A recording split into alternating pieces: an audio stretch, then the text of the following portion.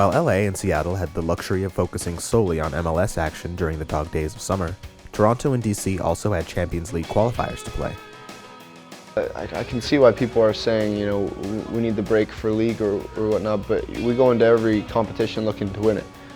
A two-legged qualification meant a few more midweek games for both teams who were already suffering from a busy schedule.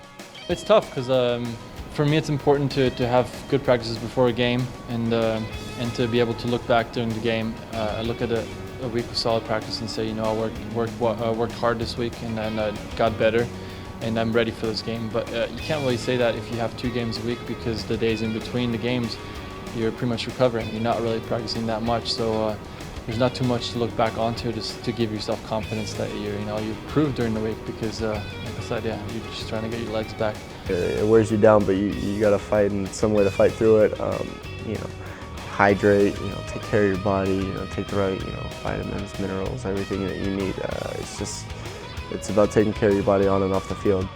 Each team hit a slight bump in the road prior to their first qualifying matches as DC gave up a 2-0 lead to San Jose, and Toronto lost a heartbreaker 3-2 against their bitter rivals, Columbus. Well, Columbus was a tough loss, obviously. It's our rivals, and you never want to lose to rivals, but especially in the fashion we did. We came in and played well, especially early second half too, but then I think one thing that we started doing is in games when we have the lead that we start dropping back. And then they came back, scored their second goal, and then from that point on, obviously they had the momentum, and it was tough to even keep the point at that point. And in overtime, they find the winner, which is tough. But hopefully we could learn from that and move on. Sam Cronin would make his return from international duty in the first leg of qualifying at home to the USL side, Puerto Rico Islanders.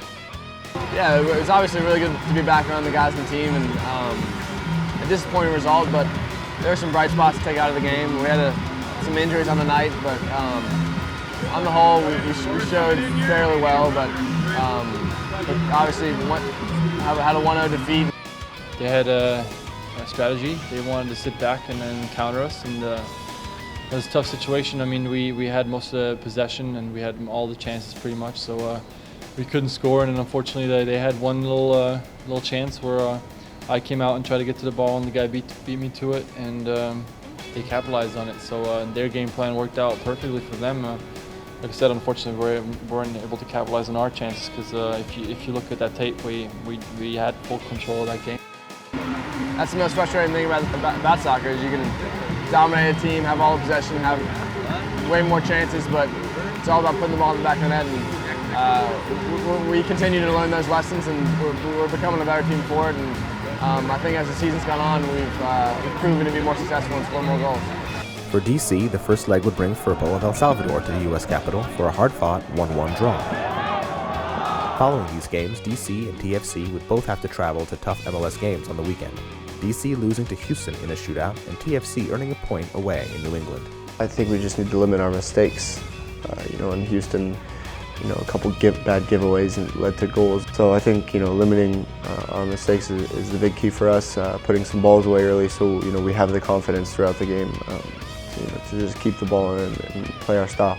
I think we played well first half, and then obviously being down a man away from home is tough, and then from that point on we had to defend, but at the same time not try to bunker in too deep.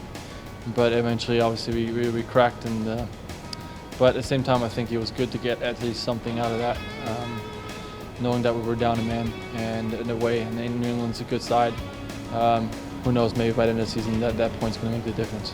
Yeah, that was a good test of our character. We had a great, we kind of withstood their storm in the first 15 minutes. They really came at us and had some good chances. Then Dero had a world-class finish to put us up 1-0, and then obviously with the ejection just at the start of the second half, it kind of changed the game tremendously. So we had three points in mind after our goal, and after the ejection, we were just kind of trying to hold on and make sure we keep things organized and keep everything in front of us. But they ended up getting the goal, and a 1-1 result on the road to New England's not the worst thing that could happen. The second legs would bring a mix in fortune for the two teams, with DC winning on PKs following another 1-1 tie.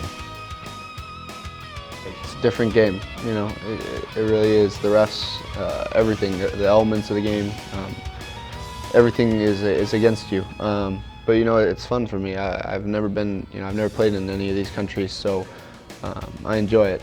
Yeah, it's gonna be tough, but at the end of the day, you know, we don't go into a game saying, hey, we're gonna take this game off. You know, we don't really want to be in this competition. That's not how we look at it at all. You know, we wanted to be in the Champions League, and we're there now. For TFC, a 0-0 draw in Puerto Rico meant their Champions League campaign was over before it began. We went down to Puerto Rico and tied 0-0, but that wasn't the game that lost us. The game that lost the series with us is the one at home. So as we move on and next year, we look to next year already, and to that tournament, we hope we can progress further.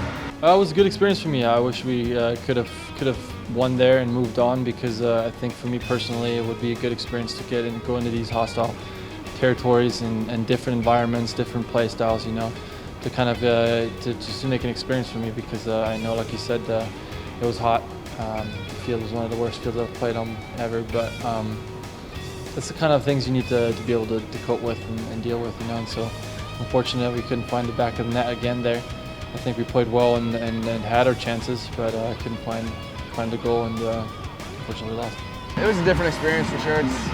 The heat was something we haven't experienced really to that point in the season, but of course now we've had some warm games, but up to that point that was definitely the warmest game of the year.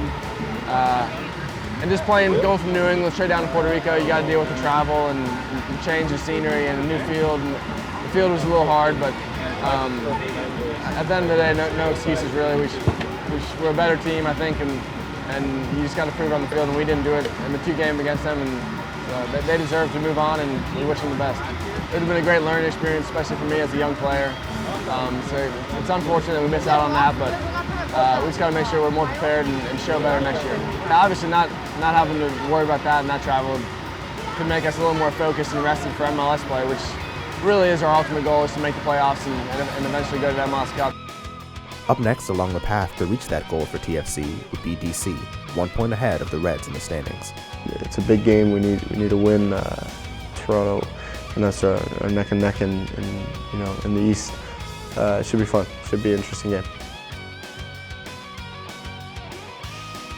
Next time on Rookie Life, the Dog Days of Summer, Part 3.